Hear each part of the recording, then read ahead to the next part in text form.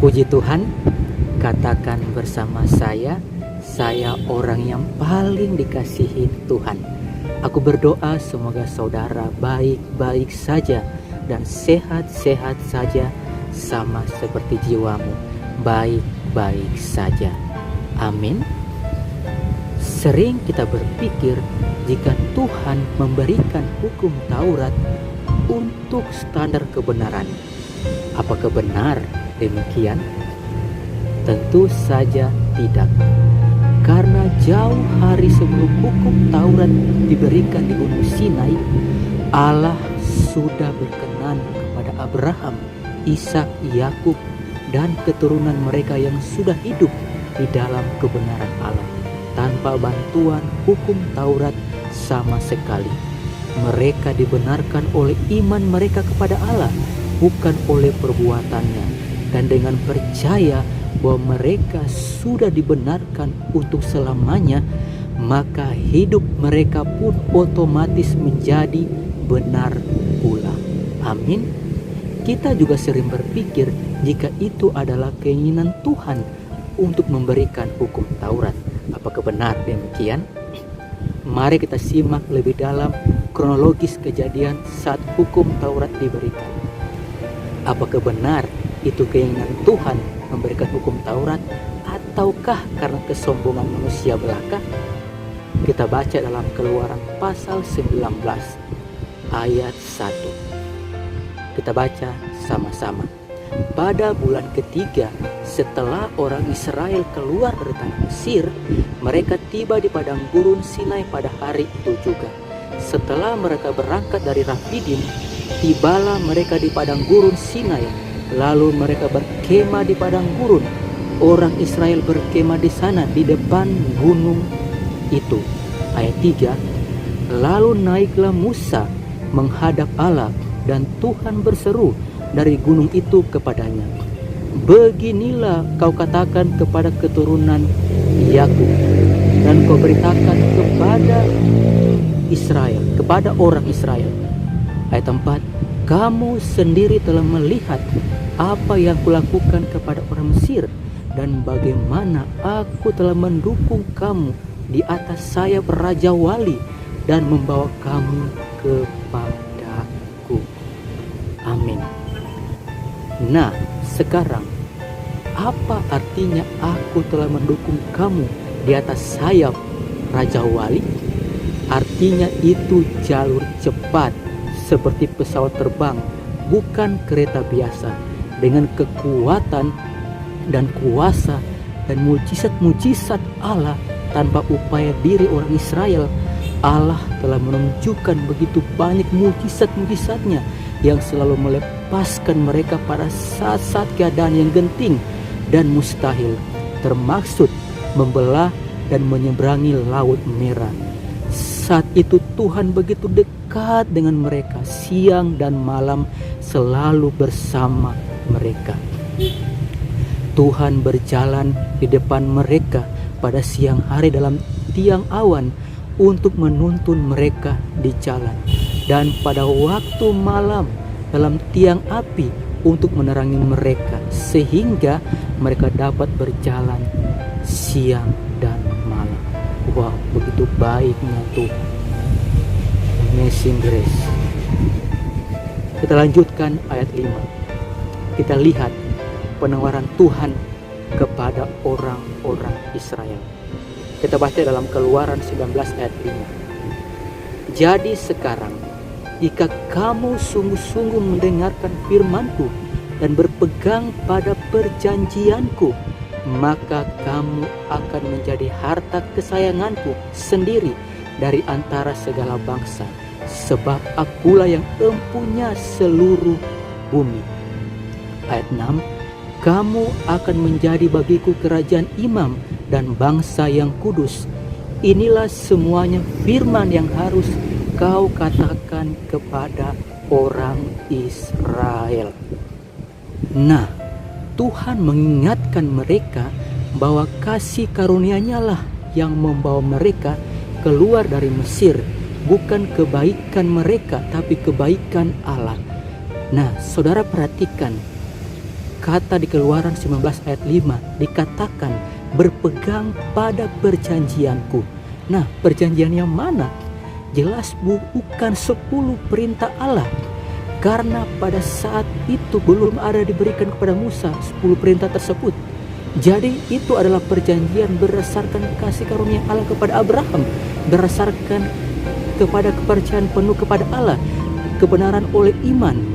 Roma 4 ayat 3 mengatakan, sebab apa yang dikatakan dalam kitab suci?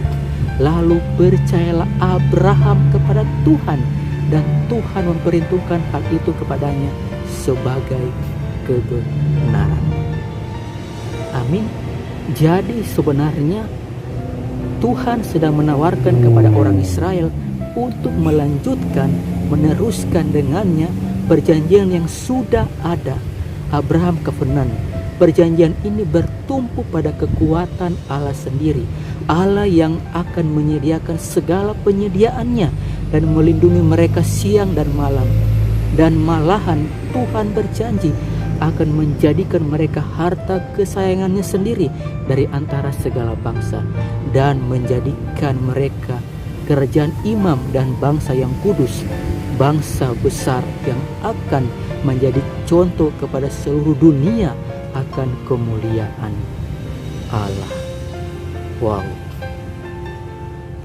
Nah, perhatikan, saat sebelum tiba di kaki gunung Sinai tersebut, ketika mereka mengomel dan bersungut-sungut bahwa tidak ada air, maka Tuhan langsung menyediakan air yang manis. Ketika mereka mengadu lagi tidak ada makanan, Tuhan langsung menyediakan daging burung puyuh dan roti mana. Padahal mengomel kepada Tuhan, bersungut-sungut itu sudah dosa menurut takaran hukum Taurat. Tapi Tuhan sepertinya setiap mereka komplain, segera Tuhan sediakan. Dosa tidak ada dalam kamus Tuhan saat itu karena hukum Taurat belum diberikan. Mereka bisa dikatakan dimanja oleh Tuhan. Mereka menerima segala kebaikan, kemurahan, kasih karunia yang melimpah dalam hidup mereka. Dan saudara, perhatikan, di kaki gunung Sinai inilah orang Israel menjadi sombong. Ketika Tuhan menawarkan untuk meneruskan berjalan bersama kasih karunia-Nya, ternyata jawaban orang Israel adalah jawaban yang membual. Kita lihat dalam Keluaran 19 ayat 8. Seluruh bangsa itu menjawab bersama-sama, segala yang difirmankan Tuhan akan kami lakukan. Nah, dalam bahasa Indonesianya masih terdengar sopan santun, tetapi kalau dalam bahasa Ibrani aslinya seperti terdengar demikian, Ko Asher diber Adonai Naase. Saya ulangi, Ko Asher diber Adonai Naase, yang menekankan akan kemampuan mereka dengan sombongnya bahwa apapun yang Tuhan perintahkan mereka pasti sanggup mentaatinya. Padahal mereka belum tahu apa isi perintah Tuhan, seperti menandatangani cek kosongan. Dalam arti mereka berkata, Tuhan, kami tahu selama ini Engkau memperlakukan kami dengan kasih karunia-Mu, tapi mulai sekarang jangan perlakukan kami berdasarkan kasih karunia-Mu, tapi nilailah kami juga oleh ketaatan kami sendiri. Yaitu dengan kata lain, jika kami taat, maka berkatilah kami. Jika kami gagal, maka kutuklah kami. Wow. Maka sejak saat itu, nada bicara Tuhan langsung berubah. Saudara bisa baca dalam Keluaran 19 ayat 10-25. Jika mereka ingin dinilai dengan kekudusan diri sendiri, maka demikianlah Tuhan akan memperlakukan mereka. Siapapun yang mendekat akan mati. Tidak pernah sekalipun Tuhan berbicara demikian dinginnya kepada mereka sebelumnya. Wow. Dan saudara perhatikan, pasal berikutnya, Keluaran 20, maka 10 perintah Allah, hukum Taurat diberikan sudah. Pada hari itu sendiri 3.000 orang Israel mati lantaran menyembah berhala, sudah melanggar hukum pertama dari 10 perintah Allah. Dan sejak saat itu, jika mereka komplain, bersungut-sungut atau mengomel, mereka pasti mati.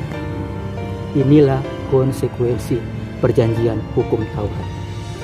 1500 tahun lamanya setelah itu, tiada seorang pun yang sanggup memenuhi standar hukum Taurat, termaksud Raja Daud yang notabene orang yang paling mengerti hati Tuhan pun gagal. Karena dari awalnya memang bukanlah keinginan Tuhan untuk memberikan hukum Taurat, tapi adalah kesombongan manusia ingin berandil berbagi keselamatan dengan kekuatan diri sendiri. Dan hari ini Tuhan telah buktikan itu, bahwa kita semua telah gagal dalam memenuhi tuntutan hukum Taurat, dan bahwa hanya kasih karunia-Nya lah yang dapat menyelamatkan kita dari kegagalan memenuhi tuntutan hukum Taurat dan akibatnya kutukan-kutukan dosa. Dan Tuhan harus kembali sebagai manusia, Yesus Kristus, untuk menebus kita semua yang berdosa ini dengan darah-Nya sendiri. Oh, terima kasih ya Aba ya Bapa. Terima kasih Tuhan Yesus. Jadi saudaraku yang paling dikasihi Tuhan, rendahkanlah diri saudara dan terimalah kasih karunia-Nya dengan tangan terbuka, dan mengakulah saudaraku yang paling dikasihi Tuhan, bahwa saudara tidak sanggup menyelamatkan diri sendiri, dan hanya kasih karunia Tuhanlah yang bisa menyelamatkan kita, saudara dan saya. Amin. Tuhan Yesus memberkati saudara dimanapun berada. God bless.